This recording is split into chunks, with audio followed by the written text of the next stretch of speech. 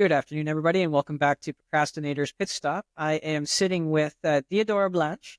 Deiadora is the author of Strategic Laziness, and she guides leaders, teams, and creators to work smarter by blending over 15 years of content strategy and operations experience with expertise in emotional intelligence, mindfulness, and innovative tools like AI.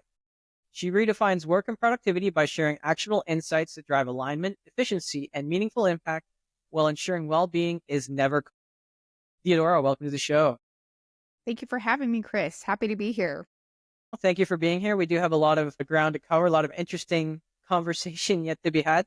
But before we dive into it, we do like to have an icebreaker on the show. And the question for you today is, which cartoon character do you resonate with the most and why? I would say the one that popped in my head is Elsa. I love Elsa. She's a Disney princess because of her song, Let It Go. And I tend to live in a state of constant looking at things that I can let go of so that I can stay focused on what's important. I love that. I love the whole focus on letting go. Yeah, definitely a good one. Thank you. Just a very unfortunate song though, because it had a good message, but I think it just wound up annoying more people than enlightening. Right. It's a very popular song. It's overplayed, maybe. Yeah, that's okay though. That's all right. So just diving right into it, how do you define procrastination, and what does it mean to you personally? I would define procrastination as putting something off that I probably need to get done and that I'm not bringing my focused intention to that particular action that needs to be taken. So a lot of it, I would say, comes down to not having that particular focus and focusing on the wrong things. Okay, I like that. I like that. And we all know that there's no like one cure-all, fix-all, or silver bullet to procrastination. But what's been your secret sauce to over? My secret sauce is to just really stay present every morning and look at my to-dos. And when I recognize that there are certain things that I am putting off, is to actually do some inner work and ask myself, like, if there's a particular reason why I'm putting that off. I have neurodiversity, so I will put off things that take me 3 minutes to do for a very long time until I bring that awareness to the activity. No, I understand that. Thank you for sharing. Yeah, that whole time blindness thing, right? Where we either overestimate or underestimate the amount of time, and that's what we're basing things on. Yeah. I'm really excited to be talking to you today just because you wrote a book called Strategic Laziness, and I like to differentiate, I guess, because I do think that procrastination gets a really bad rap a lot of times. But you talk about strategically being lazy. Is that right? So would you like to go into a little bit of that and what you mean by that, being strategically Sure. lazy? Right. Yeah. So strategic laziness, I was really inspired by the 4-hour work week by Tim Ferriss years and years ago. And so for the past 15 years, I've looked at productivity and different ways that I can be in peak performance on a daily basis and what that looks like. And as a CEO of a company, it's really important that the tasks that I'm doing are aligned with my natural rhythms, my energy, my creativity, and my particular skill set. And so being a strategically lazy CEO means knowing what all of those things are. What are your natural rhythms? What's your energy flow? Where do you really excel in your creativity? And what are your skills? And then looking at, what can you delegate and automate? So strategic laziness in each of the 8 chapters is one of those quick reads that you can read in an afternoon and get a lot out of, but there's extremely actionable insights. So it's looking at different ways that you can focus your attention on what's going to help you to be the most productive. And the clients that I've worked with, leaders and teams, what I've helped them to be able to define is how to focus on the best tasks and deliverables for them. And like essentially, what is your particular role? What are you bringing to the table? And how can you all get more done together as a team and actually work less while making more, while increasing your revenue? No, I like that. Thank you for sharing. And I know that my audience right now, people out there listening are rolling their eyes because they know the next question I'm going to ask, because I ask it to every single person who's ever written a book. And it is, that the really, I guess it's beaten with a dead horse a lot, but they say that writing a book is 98% procrastination and 2% actually doing it. Do you find that held true for you? I would say that when I've written books, I've written over a dozen books, and it really comes down to when I'm procrastinating about it, 98%, it's that I'm making sure that I have all the information that I need to be able to sit down and write. I would call my work that I do batch working, and I do that even when I write a book. So like I like to be really prepared and have all the info so that I can just essentially dump it out. It's a brain dump. And then I start sorting it and organizing it and refining it. And I edit it a few times. So for sure, I can relate to that. And in the book, what would you say is your favorite part of the book? My favorite part of the book, I would say it's learning about energy management. So I teach readers how to look at their energy through like a month-long period. We have two different oscillation cycles. Oscillation meaning like going up and down. Your energy goes up and down over a 28-day period. And then we have 24-hour oscillation cycles. So our energy wanes during the day. And so bringing awareness to those two different oscillation cycles in a 28-day period and then on a daily basis can be life-changing for a entrepreneur or a professional. Interesting. So there's that sort of that, you got the circadian rhythm, which is what, your sleep and your rest. And then you've got, how energetic are you? Are you a morning person? Are you an evening person? And then inside of those, you've also got those 28-day cycles. Mm-hmm. Now, does everybody kind of go through the same 28-day cycle? Like, not in terms of the highs and lows, right? But I mean, does everybody pretty much go through, like, from the 1st to the 28th of the month or whatever that might be? Is Right. it always going to be the same? No, it will be different for each individual. And what you like to do during those during those times. So in your high energy, each individual is going to have different tasks that they enjoy doing during that high peak where they've got tons of energy. So for example, maybe it's strategizing and creating. And then during the low cycle, you're going to have different tasks that you enjoy doing during that low energy. Maybe it's just sending emails, checking in with admin, setting up operations. It's more grounded work. That's what it is for me. It's interesting there. And what I picked up on in that was that you said the word enjoy twice. How important is it that, for successful outcomes to your tasks, how important is it that you're enjoying the task? For me, I would say that I'm really guided by what feels good and is fun. That helps me to accomplish a lot more, and recognizing those highs and lows also and applying that, like, this is what feels good during this time, helps me to get more done and to attract, the right people to me, etc., who are also, you could call it like a lifestyle business. I don't necessarily put a particular label on it. But a lot of my clients will come to me saying, I want to have more time with my family, or I want to be able to golf more in the afternoon. And so it's creating more of a schedule around your revenue, around your work that works for you rather than working against you. No, that's, working for you rather than against you. Yes, that is something that is definitely important. So when we have things that we need to do, I'm just picking on tax season because it's around the corner, and I know it's something that none of us really like and we don't enjoy. If we're always looking to enjoy or what feels good in the moment, how do we strategically do those things if we're really never in the mood of it? Like, does it ever feel good to do tax? Right. A phrase I've been using recently is flow over force. So instead of looking at it like it feels good, it's more of when is that in my flow?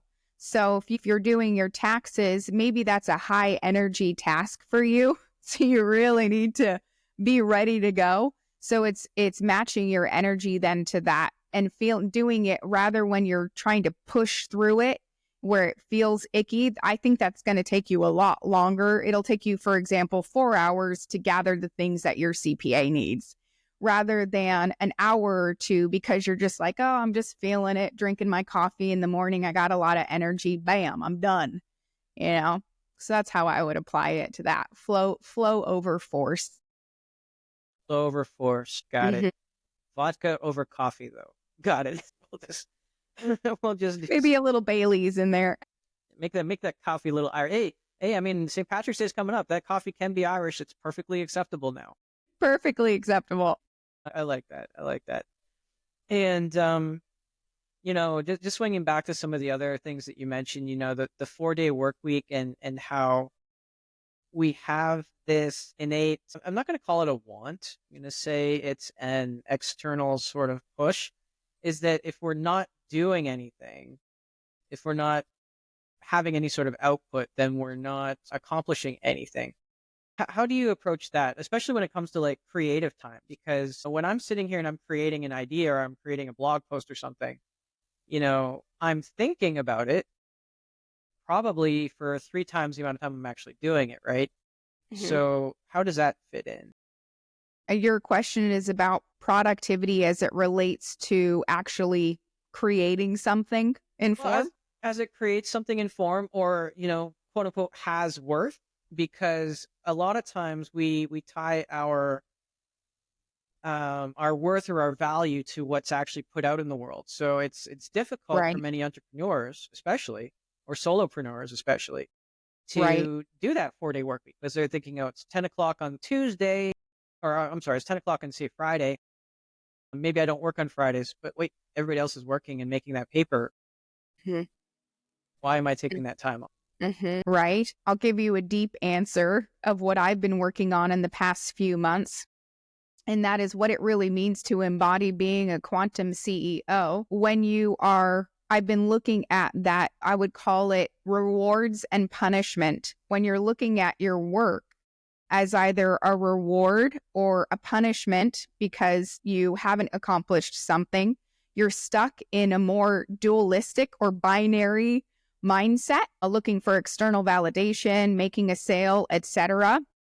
And so when your tasks are attached to that kind of duality, it can be a lot more difficult to feel good about your work and your productivity and what you're getting done. But when you back up into what we call, right, the higher mind, I call it being a quantum CEO, and you look at it from the perspective of neutrality rather than reward and punishment, you loosen a lot of that need to accomplish X, Y, and Z. And you can focus more on getting tasks that are really going to move the needle, or what we call income producing activities, rather than busy work. I like that, and I never really considered that even when we go through our daily lives at work, I mean, we have that reward and punishment, right? If I do this and I do my work on time, maybe I'll get promoted. If I don't, I'll get fired. So if we Right. so what you're saying is approach it neutrally. Could you expand on that just a little bit for our listeners? What you mean by neutral? So, what you do internally as a mindfulness practice is recognize where you're doing tasks based on that external approval and the rewards and punishment, and release it. I call it collapsing the timeline. You're collapsing that potential of needing to be in that dualistic state, and then you're being present with what it is that you actually need to get done. So that's the state of neutrality. And it's from that state that you can then apply whatever meaning that you want to it, rather than it's basically, I would say it's a collective way of thinking. Like you said, our systems, like businesses, are a lot of times based on rewards and punishment, but a quantum business is based on creating abundance and interconnection. And I love that you use that word abundance because that can be a lot of different things, right? Yes. So as a quantum CEO, I'm just trying to rephrase a little bit. So Sure. Yeah. it's more that you are looking for kind of impact and increased joy, Huh. abundance being both sort of energetically and materially. Right. Exactly. So when you're, for example, looking across all of the different functions in your business, it's looking at where you can increase that abundance and impact in each of the different functions rather than the duality of rewards and punishment. Like, where are we doing good and where are we doing bad? You're looking at it from a more of a gratitude mindset and going, how can we improve this to come more in alignment with the nature of reality, which is non-dual, rather than being stuck in that duality of reward and punishment, or profit and loss, or however you want to phrase it. Any Oh kind of well. duality, really. No, I get it, and I really like that you approach it that way because profit and loss is just really confusing, and it can be manipulated too, right? It's manipulated every day. Just to give an example of how that's manipulated, I mean, say last year the bank made $20 billion in profit. Now Hmm. this year they're only reporting $18 billion in profit.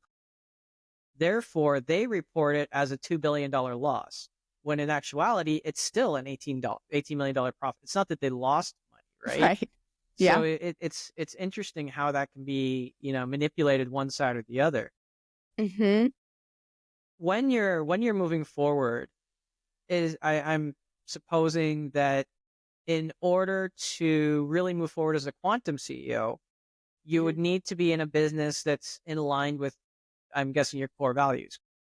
Yes. And knowing what those core values are. So part of the work that I do, I would say when I first start working with clients or I do private, I call them private activations. I'm like a one-on-one with them. It's really shifting the mindset first away from recognizing where those dualities are within the person. That's my gift, is like to see the patterns of where they're contradicting themselves. That's another way you could put duality. It's a contradiction rather than that neutrality and being more based on interconnection. And I help them to see those dualities in a gentle way so that they can shift more into their a confident state and stay actually embody their values. And I'm sure that you've come across people like this as well. When you're happy, or joyful in your business, you're often more successful than obviously if you don't like your business for whatever reason. Hmm. So is it correct to kind of label that as, you know, success doesn't equal happiness, but happiness more often than not leads to success?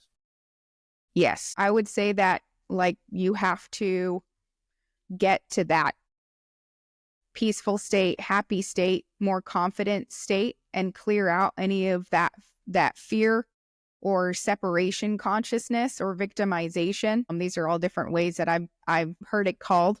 We're talking about it on a more universal level, but when I work with individuals, I'll listen to the language they use and then mirror that so they can understand me to the fullest extent. And so we do that inner work first. Take away, for example, the CEO is blaming everyone on her team for the lack of revenue, or cash flow or something. And so I help that individual to shift away from blame and actually to take more self-responsibility, which doesn't mean that she's responsible for everybody in the business, all of her workers. It's what are you responsible for? Because we'll often look externally because we're trying to have control rather than working together collaboratively as a team. No, I like that you mentioned that too, because one of the biggest things, and I want to hear your take on it. Sure. One of the biggest things that I believe contributes to overwhelm and to stress is exactly like you said, trying to control that which we don't have control over, or we're trying to take on tasks that really aren't for us. Therefore, how can we possibly know what ways we can do those because they aren't ours? Is that more or less correct? Yeah, absolutely. So, and I love the fact too that we often look externally instead of internally. I saw a really good, I thought I had a really good epiphany myself. I felt really proud of myself Yeah. when I was talking to somebody and I said, yeah, well, it's easier to look to the external than it is internally because we have all this pressure. And if you need an example, a physical, real world example, and I felt so smart, you know, it's is that we sent a man to the moon. It's 230,000 kilometers, like 120,000 miles, whatever away. You have to go through radiation, but you're going through the vacuum of space. But we can't get to the bottom of the oceans because of the pressure. It's only 63, kilometers or like, 40 miles, right? It's not that far. Mm-hmm. And I felt so smart about that. And then they said, yeah, I saw that on Instagram. I'm not even on Instagram. I'm not even on Instagram. It was in the collective, man. Yeah. And I was feeling so smart about that too. Yeah.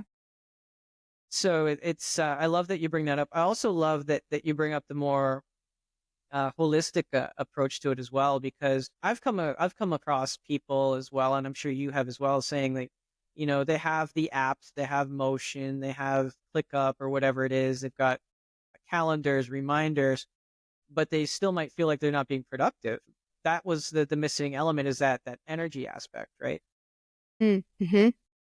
Yeah. In the process of getting this book out, what do you think was your biggest challenge, Yado? I would say probably just getting it done. I got sick in September and that was when I started writing it and I had to put it on the shelf for a month. I think it's partly that. And I would say probably secondarily was just being hesitant or nervous about writing another book because I hadn't written a book for 5 years and I wanted to write it in a way it's essentially, I've been writing about the same thing my whole life. I started writing it in songs and poetry when I was a teenager, and I've just talked about these same kind of subjects, like your inner world mirrors the outer world if you're bringing awareness to that. And then what does that exactly mean? And how can you know yourself well enough to be able to create from a place where it feels good, aligns with your values, etc. And so I've explored lots of different ways to do that. And I've written fiction and nonfiction work about it. And so this book was a book that I really wanted, like, the general public to be able to understand and grasp these quantum principles. I'm literally taking quantum principles and applying them to business, to interpersonal communication, to personal and professional growth, etc.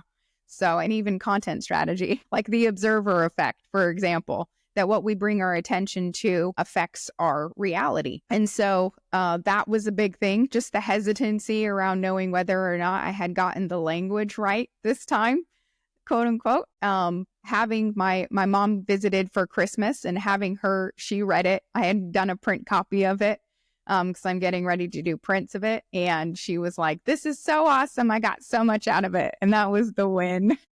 I was like, all right, I think I did it. No, I love that. And, having that support group, or, having that support, at least initially, we're hardwired for validation, right?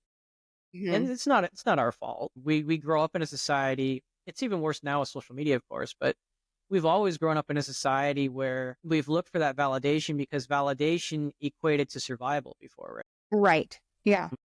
So it's difficult to get out of that. That's why they say you need somebody who believes in you more than you believe in yourself, at least for that first little bit. Let me ask you this. I mean, you've written 12 books. Mm-hmm. What made you settle on, or what made you choose? I'm not going to say the word settle. That makes it sound not right.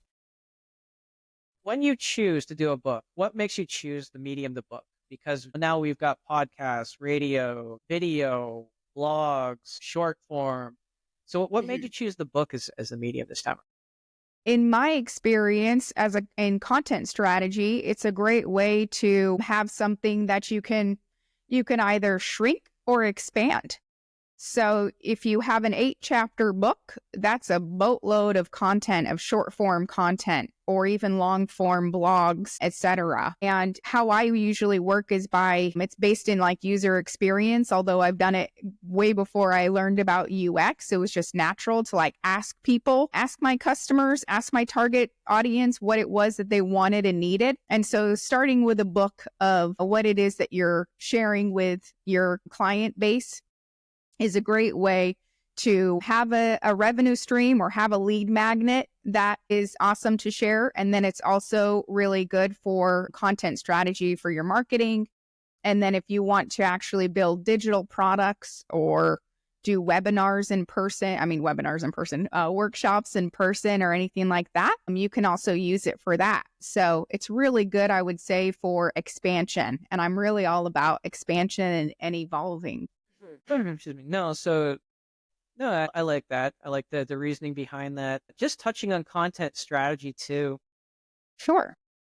I've noticed a little bit, and I've fallen to this a little bit too myself, is that now I'm noticing that there's a lot of hesitancy to put out content, any kind of content really, whether it be book, whether it be articles, whether it be anything, because it seems more and more we're getting these algorithmic or AI created content, and it's almost like we have to compete with so much more content. Mm-hmm. What do you tell people that are hesitant to write something about? I'm trying to think of a good topic, but one that comes to mind that Neil Patel said was about bananas. Like, if you're a banana exporter, how do you go out and create content for bananas if there's already 10 million articles on bananas out there? Right. Yeah. I think it's becoming more and more important to be original and authentic and to know yourself and to apply that originality and authenticity to your business or to your content strategy. I think that the combination, what I've seen working for a lot of people is a combination of mimicking what's working. For example, like we could focus on Instagram, mimicking the way that, other business coaches are posting content, and then also having original content. And the combination of knowing how the algorithm works and then posting things that are original and authentic seems to be what's working the most effectively. I think it's really interesting that just in the past couple of months, that if you're doing ads on Facebook and Instagram, that they've taken away the check boxes and the drop downs for behavior, like what is your target market doing? And that the AI has taken over that. And AI is actually much more based in resonance-based marketing rather than essentially you picking all of those details. And so it's spreading that information in a different way. And I would say it's actually spreading it a lot faster, and it's helping a lot of entrepreneurs to be able to reach their target audiences. So by using that strategy of what's working and then originality, people are, increasing their revenues is what I've observed. No, I like that. I would like to pick on LinkedIn for a second, just because I find it's the most noticeable there. Yeah. Every single business coach, every single consultant, every single person who's in business basically has copied this format because it's what's best for the algorithm. Now, the information is all different, but it's always the same format. So, you've got a brief intro, you've got your click, you've got your header, you've got your 3 points, then you've got the why, then you got your 3 more points, but it's all the same. So my question is, how do you stay original, but still cater to the algorithm so that you don't get blammed to the bottom of the list? Right. Yeah. That is a good question. So the strategy that I was talking about would be that you're making those posts and writing them in an original way, and then you're also creating original content. But on LinkedIn's algorithm, I have not been able to figure out that one for sure. I think it feels a lot more constricting, that you need to do things in a very specific way, where there's a lot more creativity and originality on Facebook, Instagram, and TikTok. and even Twitter, or X, I should say, in my experience. Yeah, that's a good call out. Yeah, it's frustrating. I just say that because I'm not on Facebook or Instagram because I feel like, if I'm on there, at best I'm a hypocrite, and at worst I'm part of the problem because they're designed to keep you distracted. Yeah, No, but let's just go back to this again, and this is a concern that I've had, just something I've sure. been noticing. Yeah. We're talking about utilizing social media platforms for small business owners for advertising and things like that. More Mhm. and more, there are these fake personas. There are these complete manufactured AI personas. I mean, they look real, they sound real, they post, they respond, they like, they dislike, they do all these things. And my question is if every business owner says the same thing, because I've asked many business owners, and they say the same thing. Is they're like, oh yeah, I never really consume it. I just post my business stuff on there. Well, if everybody's doing that, then if that's a natural progression of things, what's the future going to look like for that? Because Hmm. if there's only AI agents on there posting ads or whatever, then what does the future of social media look like for you? Right. Yeah. Um, I would say it's probably what I've observed is it's diversifying your marketing strategies. So going back to what we would call traditional strategies of billboards and ads in real life, doing local events, with small businesses like lunch and learns, working with doing more PR and putting articles in online magazines. So it's taking a more diversified approach to your marketing strategy rather than just focusing on one thing, is what I've been working with clients on. And then to your point of what platforms to get on, it's like knowing, what your business USP is, your unique selling position, and then looking at the different platforms and essentially doing an audit and an assessment of where those different businesses are, because you want to engage where there is engagement rather than trying to post and post and post and not get anything from that. Yeah, that actually slides into my next question for you, especially as it relates to AI and AI tools. Are we in a content, for lack of a better word, arms race? I mean, are we now in an age where we've got these AI helpers, and now we're saying, oh, my competitor put out 30 articles, now I'm going to put out 40, or now that they put out 40, now I'm putting out 80, or now they put out 80, I'm putting out 100. Is that what we're going to start seeing now with these tools? I do not know, to be honest, Chris. Hmm. I think it's making it a lot easier for companies to produce content, but I'm not sure that I think that you can attract a market by producing a boatload of content, and it's going to attract certain customers. And then you can also do what we're doing, like go the more authentic route where you're really creating quality content over quantity. And that's Hmm. going to resonate with that's who I want to attract. And so that's who is going to resonate with the content that I'm creating. Yes, you mentioned, which is interesting, you mentioned resonance marketing in terms of AI and how AI is taking care of that. Now, I took that to mean, and I could be totally wrong, but I took that to mean that it's watching what we're doing, what we're looking at, what we're liking, what we're spending time on, I guess.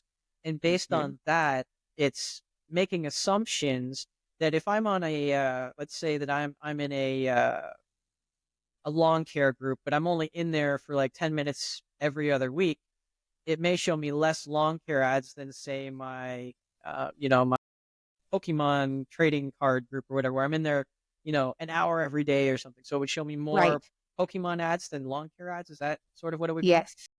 Yep. It's looking at what your holistic patterns are. So what are you interacting with? What are you commenting on?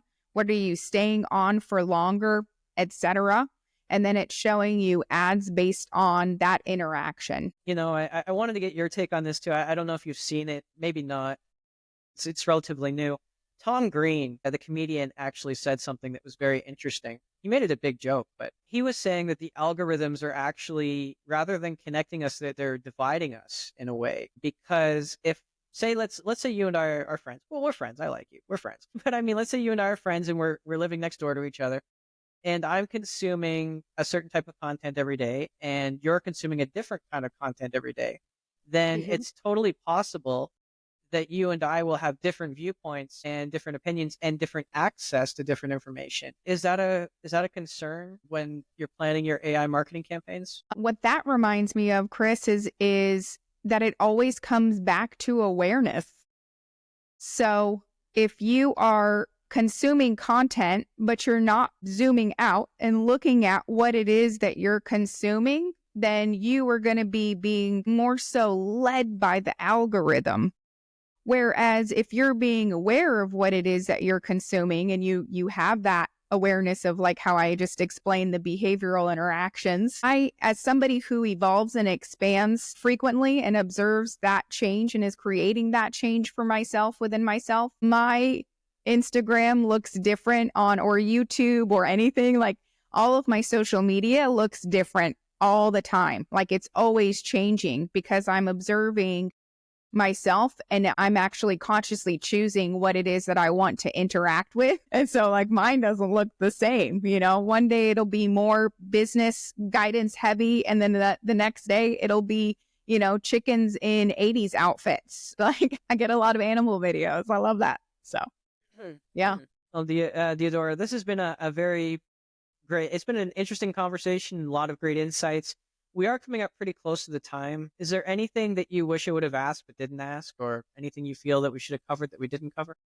I would say to define productivity for yourself and challenge, um, you know, what makes you productive, you know, to define it in a way that works for you and not worry about the definition that anybody else has. It's a pretty powerful note, a pretty interesting thing to think on for sure. Drop that bomb right before we close out.